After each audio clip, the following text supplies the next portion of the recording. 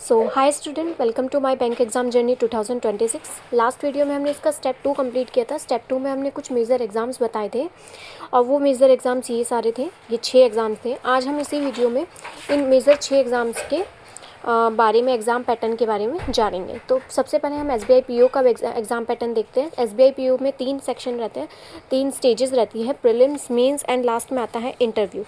तो सबसे पहले प्रीलिम्स में अगर हम देखें तो प्रीलिम्स में तीन सब्जेक्ट आते हैं, इंग्लिश, क्वांट एंड रीजनिंग।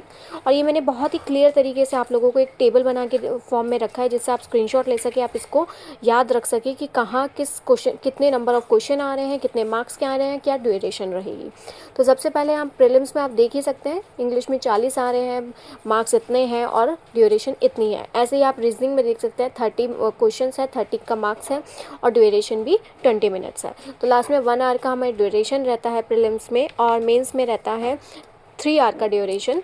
और सब्जेक्ट में सब्जेक्ट में ऐड हो जाता है जीए और banking awareness, general awareness, banking awareness, ये टॉपिक इसमें ऐड होता है, ये सब्जेक्ट इसमें ऐड हो जाता है। और प्लस डिस्क्रिप्टिव टेस्ट भी होता है जो 50 मार्क्स कंटेन करता है, और लास्ट में इंटरव्यू होता है। तो एसबीआई पीओ का ये रहता है। और उसके बाद अगर हम बात करें सेकंड नंबर पे आता है IBPS SBI clerk. SBI clerk में हम बात करें, यही 3 सब्जेक्ट रहते हैं, इंग्लिश, क्वांट, रीजनिंग। आप टाइम ड्यूरेशन देख सकते हैं, टाइम ड्यूरेशन इसकी रहती है 60 मिनट यानी 1 आवर की। और मेंस में ऐड होता है जीए जो कि 35 मिनट का रहता है, और टोटल इसकी ड्यूरेशन रहती है 2 आवर 40 मिनट। तो क्लर्क में सिर्फ ये चेंजेस आते हैं, कुछ नंबर ऑफ़ क्वेश्चन चेंज हो जाते हैं। जैसे कि हम अगर कंपैरिजन करें तो इसमें 40 था और इसमें इंग्लिश में 30 क्वेश्चंस आ रहे हैं, रीजनिंग में 35 थे और यहाँ पे 30 थे।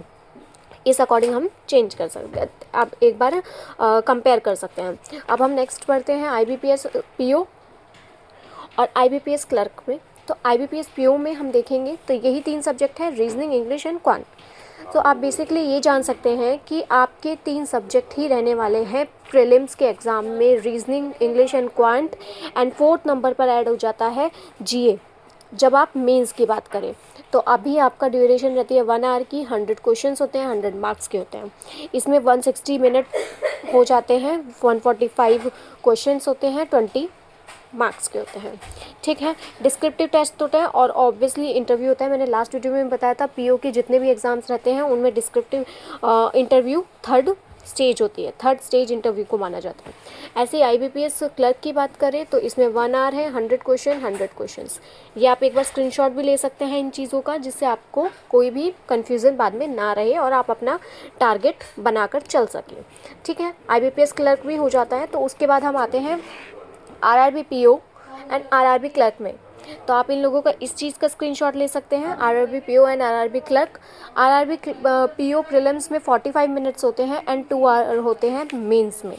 तो आप देख सकते हैं यहाँ पर एक चीज़ देखने वाली है, आरआरबी पीओ में 2 सब्जेक्ट होते हैं, इंग्लिश एंड हिंदी। आप इन दोनों में से कोई एक चूज़ कर सकते हैं। मेरा पर्सनल सजेशन ये रहेगा कि आप लोग इंग्लिश चूज़ करें, क्योंकि हम और ओवर एग्ज़ाम्स में इंग्लिश पढ़ते आ रहे हैं, तो हमें एक्स्ट्रा में नहीं पढ़ना पड़ेगा। अगर आप हिंदी चूज़ करते हो तो आपको हिंदी इन सब के अलावा भी पढ़नी पड़ेगी। इंग्लिश तो आप पढ़ ही रहे होंगे ना, क्योंकि हम यहाँ सब इंग्लिश में ही पढ़ रहे हैं। तो आप इंग्लिश आराम से चूज़ कीजिए। और कंप्यूटर रहता है, ये रहता है। आरआरबी क्लर्क की बात करें तो वही प्रीलिम्स में इसमें सिर्फ 2 सब्जेक्ट आते हैं, reasoning and quant. RRB PO prelims में भी रीजनिंग एंड क्वांट आता है, इंग्लिश इसमें नहीं आता, इंग्लिश इसमें मेंस में ही आता है। ठीक है, इंग्लिश भी नहीं, आप हिंदी भी चूज़ कर सकते हैं, बट मेरा पर्सनल सजेशन इंग्लिश को जाता है। जीए एंड कंप्यूटर ऐड हो जाता है, ये इसका आरआरबी क्लर्क का है। तो इसी तरीके से हम आगे बढ़ते रहेंगे और अपने टॉपिक्स को क्लियर करते रहेंगे। हम आगे की वीडियो में देखेंगे कि हम इन सब्जेक्ट्स को किस तरीके से डिटेल एक्सप्लेनेशन के साथ कैसे पढ़ें, कहाँ से पढ़ें और सिलेबस किस तरीके से हम कवर करें। तो वेटेज और एग्ज़ाम पैटर्न मैंने आपको बता दिया है, आप चाहे तो इन चीज़ों का स्क्रीनशॉट ले सकते हैं। तो bye bye and take care.